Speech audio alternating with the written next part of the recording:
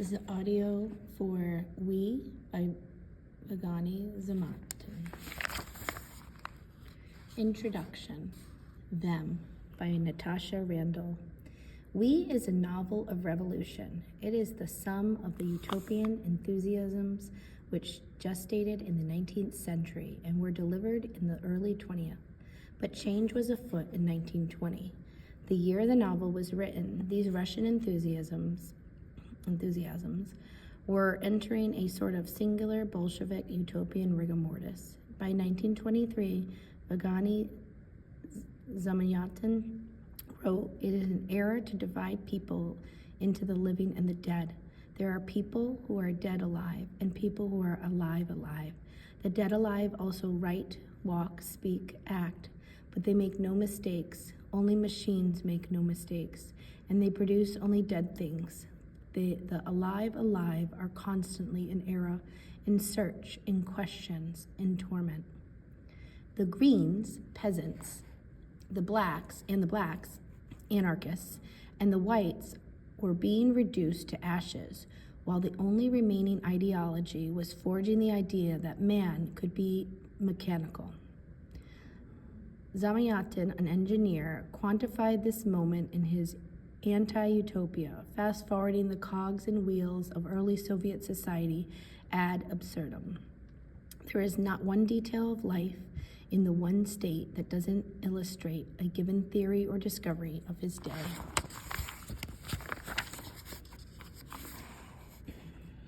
The Bolshevik Revolution was buoyed by an enormous utopian propensity in the Russian population. The country had been poised for apocalypse at the turn of the century, and though their anticipations went unrealized, they were eager for a new world nonetheless.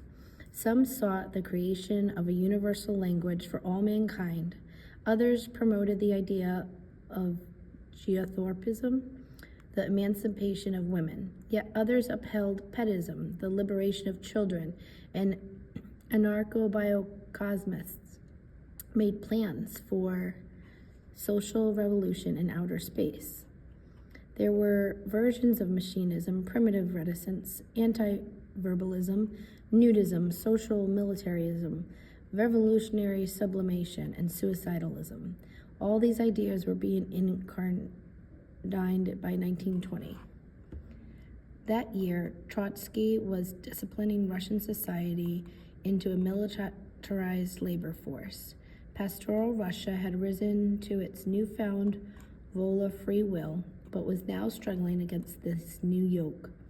The Bolsheviks were building the new Soviet man who would outpace his human peers. The peasantry would bond into the strongest proletariat amalgam. The stuff of daily life was churned through the time and motion studies of the American engineer Frederick Winslow Taylor. Russia was electrified, literally, from the darkest corners of the old life were irradiated with industrial ideas. The year 1920 was perched at the dawn of film, radio, and the automobile. It was also the year that the word robot came into being, originating in the Russia and Czech word robotat, which means to work. The Bolsheviks, with their militaristic, urban-centric, industrial aggression, were conquering all of Russia. Meanwhile, Petrograd of 1920 was being reconstructed from the remnants of St. Petersburg after ruinously long involvement in World War I, and further shortages were caused by the Civil War efforts. The privileged classes, known as former people, had piled their suitcases and furniture onto carts and abandoned their comfortable apartments to the proletariat.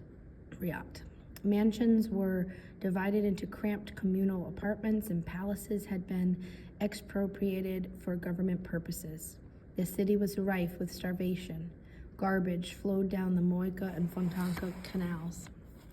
Winters were cruel.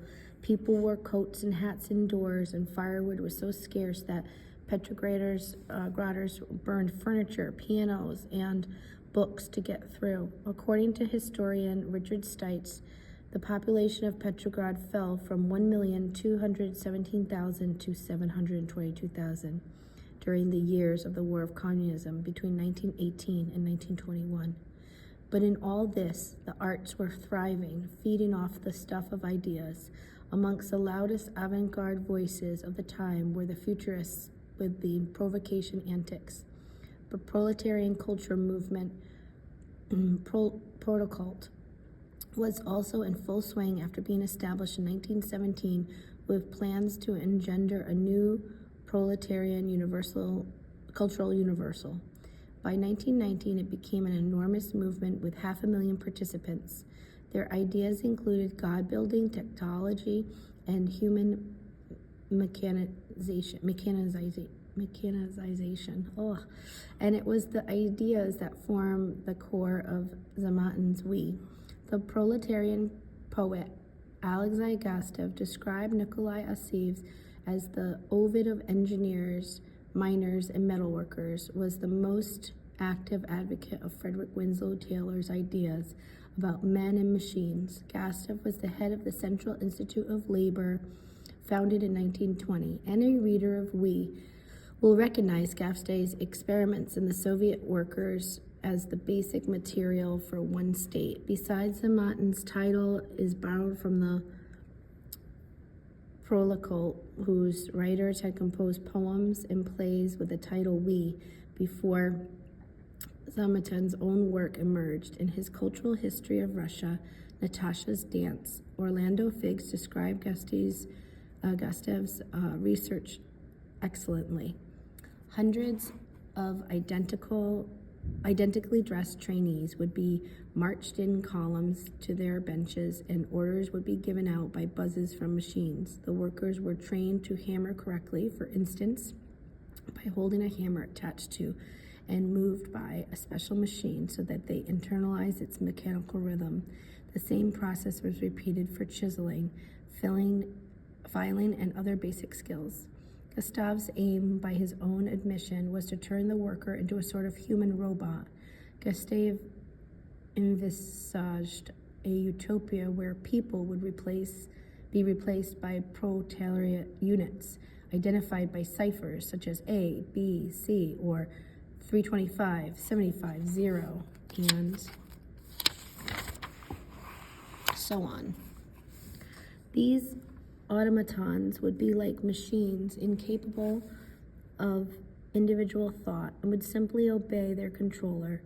A mechanized collectivism would take place of the individual personality in the psychology of the proletariat. There would no longer be a need for emotions, and the human soul would no longer be measured by a shout or smile, but a pressure gauge or speedometer.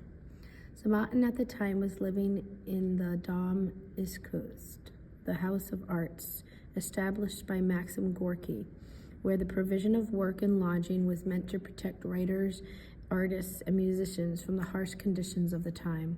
For 3 years after that, we were all locked up together in a steel projectile and cooped up in darkness, whistled through space, no one knew where. In those last seconds before death, we had to do something to settle down to some sort of life in the hurtling missile. All of the writers, all of those who had survived, were constantly bumping into each other in the cramped space. Gorky and Murawski, Bloch and Kuprin, Musil and Gomulov, Chukvowski and Volonsky, in the frozen, hungry, typhus-ridden Petersburg, where there raged an epidemic of cultural and educational activities. Since literature is not education, all poets and writers became lecturers, and in the place of money, there was a strange new unit of exchange, the ration obtained by abandoning poems and novels for lectures.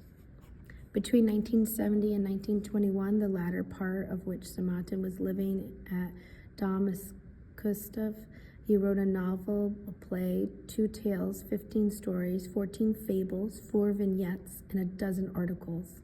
He was an active participant in the House of Arts and House of Writers, Dom Literarov, and was also instrumental in the founding of all Russian unions of writers. As an editor of the World Literature Series, Zamyatin oversaw translations of H.G. Wells, George Bernard Shaw, Romain Rolland, and Jack London. He also delivered lectures on literature and taught very important workshops for young creative writing talent. In 1921, Zamyatin's pupils would form a literary group called the Serapion Brothers, which included the likes of Mikhail Sochenko, Lev Luntz, Veselad Ivanov, Veneman Kavarin, and excuse me for mispronouncing, Konstantin Fedin, Nikolai Tikhonov, Mikhail Slomonsky, and Viktor Shavlonsky.